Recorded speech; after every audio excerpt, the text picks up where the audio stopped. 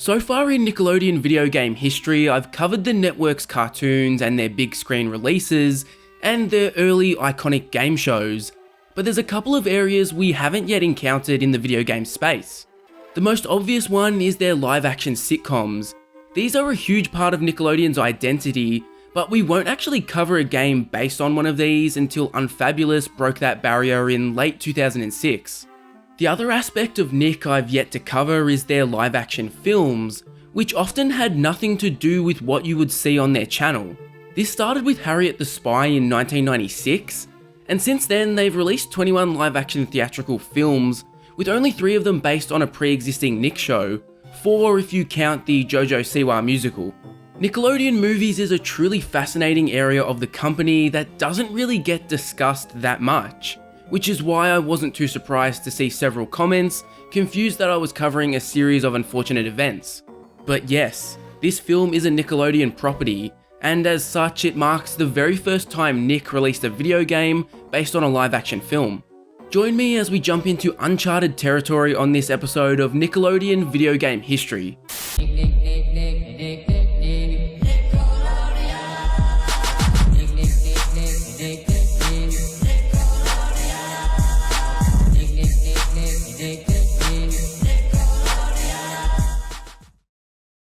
To truly understand the context around this groundbreaking game in Nick's video game history, you need to start at the beginning of the film's development. Way back in May 2000, Nickelodeon Movies purchased the rights to the A Series of Unfortunate Events novel series. At the time, only 4 of the series' 13 books had been released, with book 5 releasing a few months after the rights were purchased. As part of this deal, Paramount Pictures, the owners of Nickelodeon, agreed to co-finance the film alongside notable producer Scott Rudin, who had been involved in notable 90s releases such as the 2 Addams Family films, Clueless, and The Truman Show. The next order of business after securing the rights was finding a director. Possible candidates included Terry Gilliam of Monty Python fame and human piece of shit Roman Polanski. However, it wasn't until 2002 that Barry Sonnenfeld was hired to direct, best known for his 90s work with Will Smith. Keep my wife's name out your fucking mouth! Sonnenfeld was largely chosen based on his previous collaborations with Rudin, alongside his experience with comedy. Series author Daniel Handler was then brought on board to write the script, with the initial intention of making the film a musical. Then in September 2002, Jim Carrey was cast as Count Olaf. But it was right around this time that the film started seeing serious setbacks. Rudin would leave the project entirely due to budget concerns, while Sonnenfeld expressed skepticism over Paramount's $100 million budget for the film. In further cost-cutting measures, filming was moved from Hollywood to North Carolina, and the film was delayed out of its initial April 2003 slot. To alleviate some of the budget issues, DreamWorks was brought on board to co-finance the film, but as things were sort of starting to look up, Sonnenfeld quit the project.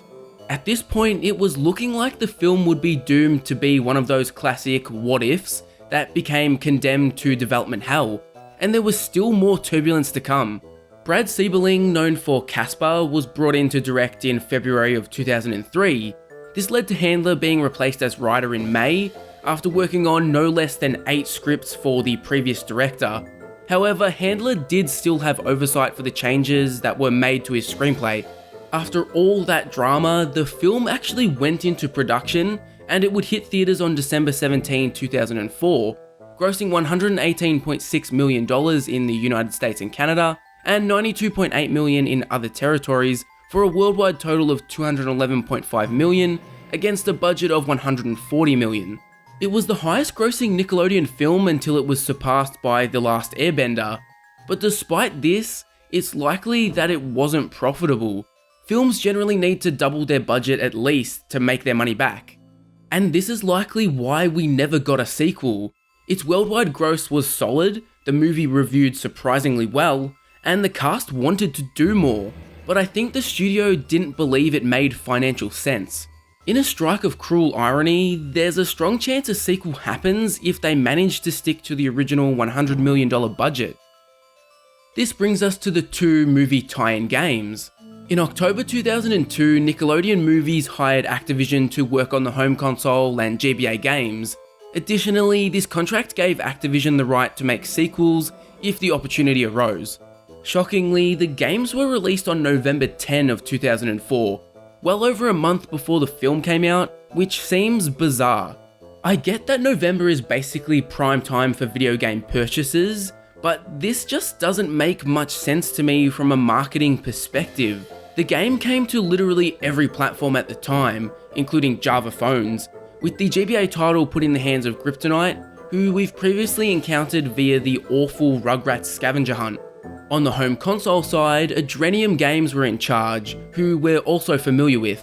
Their history is extremely confusing, and it's something I've covered before, but essentially as the result of a gajillion companies merging, Adrenium Games was folded into Kryptonite, and they continued on using the Kryptonite name from that point on. The actual standalone Adrenium team created the quite underrated Samurai Jack: The Shadow of Aku, which was released in March of the same year as this game came out. And it doesn't seem like that tight turnaround affected A Series of Unfortunate Events quality.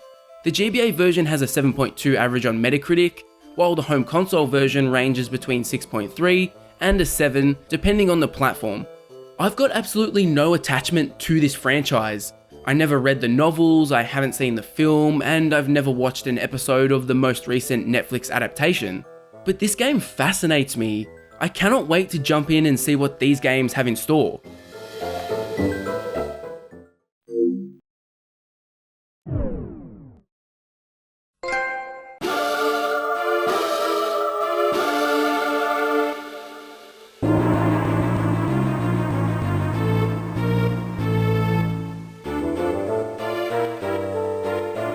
I cannot possibly overstate how poor the first impression of A Series of Unfortunate Events on GBA is. Look at this graphical nightmare that you're just dropped into immediately. Then you get great tutorial directions like, you will need object interaction to open that gate, a confusing as hell menu that pops up when you press R, and then you do a minigame where you skip stones. Holding hands and skimming stones. It's all just so bizarre, but once you get past this opening segment at the beach, the game finds a bit of a groove. The mechanics start making sense, the game looks slightly better, and while I hesitate to call it good, there is just something so fascinating about it. Ultimately, what we have here is a game that is way too ambitious for a movie tie-in that was likely developed in about 6 months. My best description of what this game is some sort of combination of a 2D platformer fused with a classic PC adventure game, and then it's got some Metroidvania influence sprinkled in for good measure. It's nuts how crazy Kryptonite wanted to get with this game. They were just swinging for the fences in every way possible.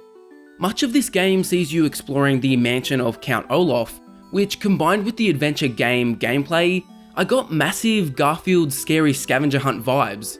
As you're exploring the world, you get to play as each of the 3 kids, switching to them on the fly. Klaus and Violet use unique gadgets, while Sunny can squeeze into small spaces. And just look at that baby jump. Sunny can also dodge roll, making her arguably the most fun character to control. The gadgets I mentioned play a huge role in this game, because many of your quests revolve around finding random objects and combining them to make the finished product. This is where a lot of the adventure game influence starts to show up, as well as the numerous puzzles you need to solve with these gadgets. On your journey, you'll kill faceless goons too. Who is it? Goons! The whole addition of combat here is just annoying, and probably a good illustration of this game being unable to really flesh out a lot of aspects. There are so many enemy encounters, and enemies always respawn, however fighting enemies is ultimately irrelevant. Dying doesn't set you back at all, you're kinda just placed back at the last door you entered, and considering how small the game's locations are, this doesn't matter. They're just a bit of a nuisance and don't serve a proper purpose. As you explore, you'll encounter butterflies. The game does a poor job of explaining this initially, but collecting these opens a number of unlockables for you to purchase. How do you purchase these? Well, you'll have to grab another collectible. This time it's photos that are scattered around or are dropped by killed enemies. The most useful unlockables to purchase are the ability upgrades that increase things like your weapon ammo, but these are in the minority. The rest of the unlockables are concept art from the game and screenshots from the film. Blurry screenshots that make GBA video or the video now look like 4K quality. Such a great unlockable to reward your efforts. Possibly the biggest compliment I can give this game is that its puzzles didn't frustrate me. It's no secret that I don't like classic adventure games all that much. Too often they get bogged down in ridiculous and convoluted puzzle solutions. In a series of unfortunate events, the puzzles make sense and the game has this really nice flow to it.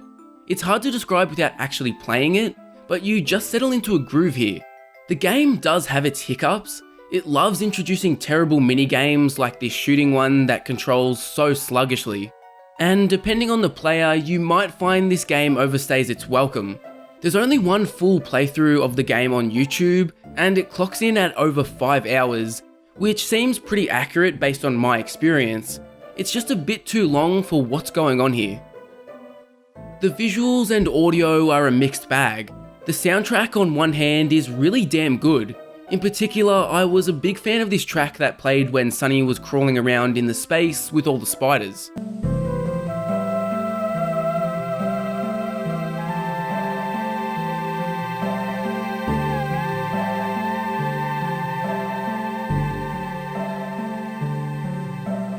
But visually, the game is pretty bad. The opening minutes of the game are particularly bad, and the rest of the game is a step up from there, but it's such a minor step up that it doesn't even matter. Character sprites are just a jumbled mess of pixels. This is supposed to be Jim Carrey. The up-close character portraits when somebody's speaking can be hit or miss as well. I think the Count Olaf one is actually good, but the Violet one looks like she's been smacked with a frying pan. And the cherry on top is that the game 100% suffers from slowdown when there's a lot happening on screen. It's blatantly obvious that Kryptonite needed to keep this game in the oven for a bit longer. Honestly, it makes the release date even more baffling. An extra month would have given the devs more time to polish and aligned the game up with the film's release. A series of unfortunate events on GBA is an interesting title. It's almost a decent game, but it never quite breaks through to that level.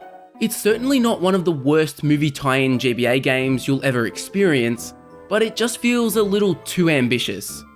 I appreciate Kryptonite having the balls to go in this direction, but the lack of development time that comes with a title like this resulted in those ideas not being fully realised. Probably the most pleasing thing is that Kryptonite definitely put 100% into this game, which you can't say about a lot of other licensed games. Let's hope the home console version is made with similar passion.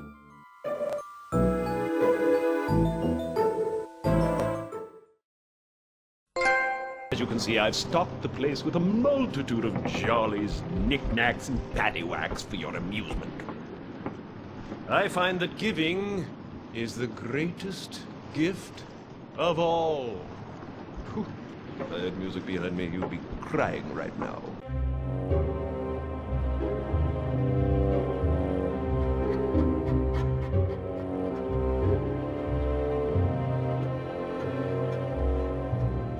One of my favourite things about covering games on this channel is when the handheld and home console versions feel so similar.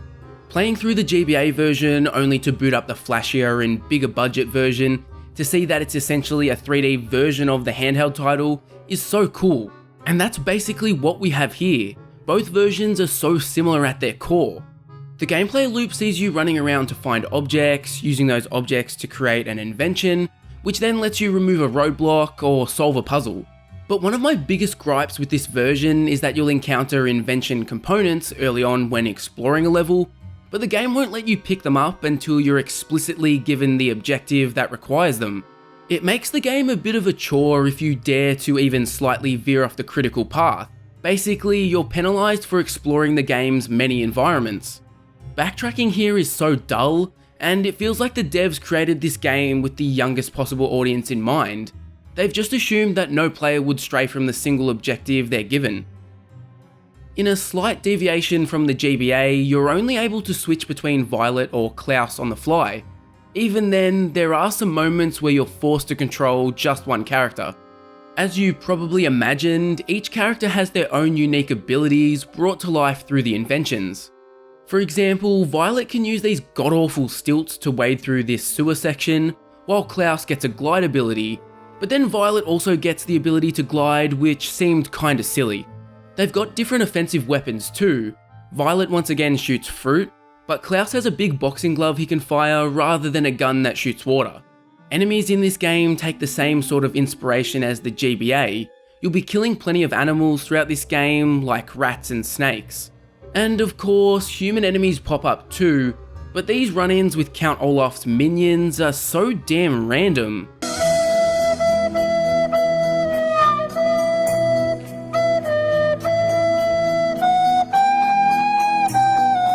They're always surprising you. You're just running around minding your own business, and then all of a sudden you're fighting Johnny Hookhands to the death. Because it would probably look and feel a little weirder to switch to Sunny on the fly here, you instead control her in very specific situations. She's still utilised heavily when the plot calls for squeezing into tight spaces, leaning to two types of gameplay. The first are the slide sections, which are either completely dull or unfathomably hard. The more interesting gameplay comes when a series of unfortunate events transforms into a 2D platformer. 2D platforming is not something that was seen often in this generation of home consoles, so just the fact that it's here was immediately interesting. And then when you consider that the devs gave this baby a damn jetpack to use here, well, I was just about ready to crown this as 2004's Game of the Year. The platforming honestly isn't anything to write home about. It's solid, and my biggest gripe was the unforgiving checkpointing that essentially asks players to beat these sections without any deaths. Each area of the game has a number of puzzle pieces for you to collect, which are similar in design to the butterflies and photos on the GBA. Collecting a set number of these reveals a photo of an area in that level. Heading to that area unlocks an extra, which you can then check out in the main menu. But a lot like the game not letting you pick up invention pieces early, it quickly becomes very obvious where these extras are located, even without collecting the required puzzle pieces. Again, I would have liked Adrenium Games to give a little something to older players here. Maybe let those with a keen eye interact with these areas without unlocking the photos. Just don't put up a button prompt to keep them a bit of a secret. Doing that would have at least given something to reward those who weren't just trudging from A to B constantly. One thing I liked a lot more about this version of a series of unfortunate events was that you progress through the story at a much more enjoyable pace. A great example is that it took me 90 minutes of playing this version to achieve what took me 3 hours in the GBA version. The gameplay in each version of this game is nothing to write home about, so the real motivating factor is seeing new locations from the film/novels and experiencing the story. Adrenium's home console release rewards the player much more, where Kryptonites can be a bit of a repetitive slog. Overall, we have an okay game here. I think my biggest gripe is that there are just too many gameplay styles here. You have the invention and puzzle solving stuff and the two Sunny gameplay styles, but then you add in shooting gallery sections, 3D platforming, genuine combat against enemies, and stealth. It's way too much to pack into such a short experience. Sure, if this was a AAA game from the time, maybe you'd have the budget and a long enough development to flesh out these styles and make sure they're enjoyable. But with a movie tie-in game, and one where the movie it's based on had a turbulent development, maybe try and stick to the basics.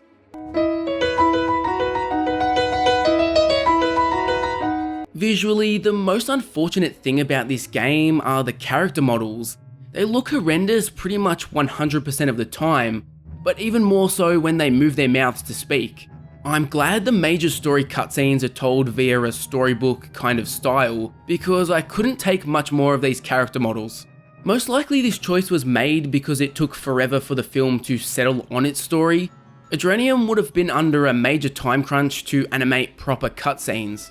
The environments on the other hand are pretty solid. I'm not a pre-existing fan of the series, but each area looks quite nice, and I got the feeling fans would have loved seeing these settings brought to life in a video game. And just like in the SpongeBob movie game, they get actual acting talent from the film to reprise roles here. Klaus and Violet's actors return, Tim Curry serves as the narrator, and Jim Carrey allegedly voices Count Olaf. I say allegedly because damn, this really does not sound like Jim Carrey to me. I thought I was the one who decided when your chores were finished. I mean, the game's credits say it's him, so I guess it is. I think I probably feel this way because this is some of the worst voice acting I've ever heard. Each character is so devoid of any emotion.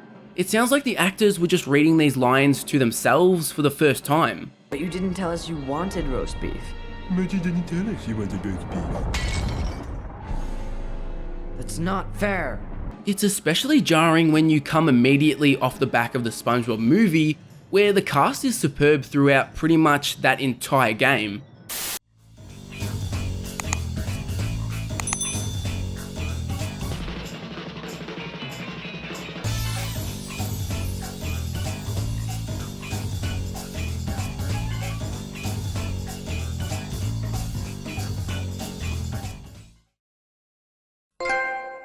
Go stop Violet before she signs the marriage certificate. Gangnam Style.